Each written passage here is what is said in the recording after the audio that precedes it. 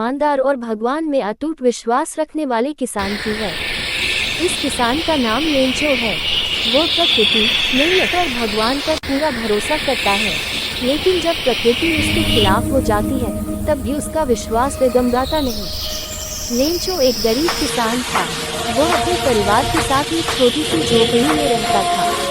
उसकी झोपड़ी एक पहाड़ी के ऊपर बनी थी, जहाँ से नीचे दूर दूर तक खेत दिखाई देते थे।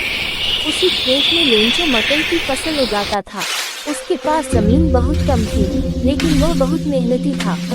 उसे अपनी मेहनत पर भरोसा था और साथ ही उसे भगवान पर भी पूरा विश्वास था। उसकी जिंदगी पूरी तरह बारिश पर निर्भर थी। अगर समय पर बारिश होती तो उसकी फसल अच्छी होती और परिवार का गुजारा आराम से चल जाता। एक दिन सुबह सुबह लेंचो अपने खेत में खड़ा आसमान की ओर देख रहा था। बादल धीरे धीरे घिर रहे थे। लेंचो के चेहरे पर खुशी झलक रही थी। उसने अपने बेटे से कहा, अगर आज बारिश हो गई तो इस साल फसल बहुत अच्छी होगी। थोड़ी देर बाद बारिश शुरू हो गई। पहले हल्की हल्की बूंदें गिरी। लेंचो बहुत खुश हुआ। उसने कहा, ये तो नई फसल के लिए भगवान का आशीर्वाद है। लेकिन अचानक मौसम बदल गया।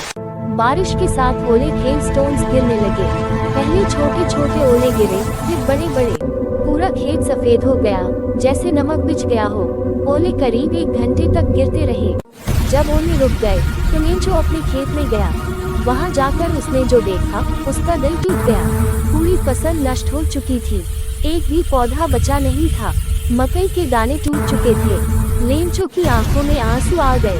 उसने कहा, इस साल हम भूखे मर जाएंगे। हालांकि लेंचो बहुत दुखी था, लेकिन उसने भगवान से शिकायत नहीं की। उसे पूरा विश्वास था कि भगवान उसकी मदद जरूर करेंगे। उसी विश्वास के कारण उसने एक अजीब लेकिन सच्चा फैसला लिया। उंगली से दाहिनी ओर इशारा उसने भगवान को पत्र लिखने का निर्णय लिया।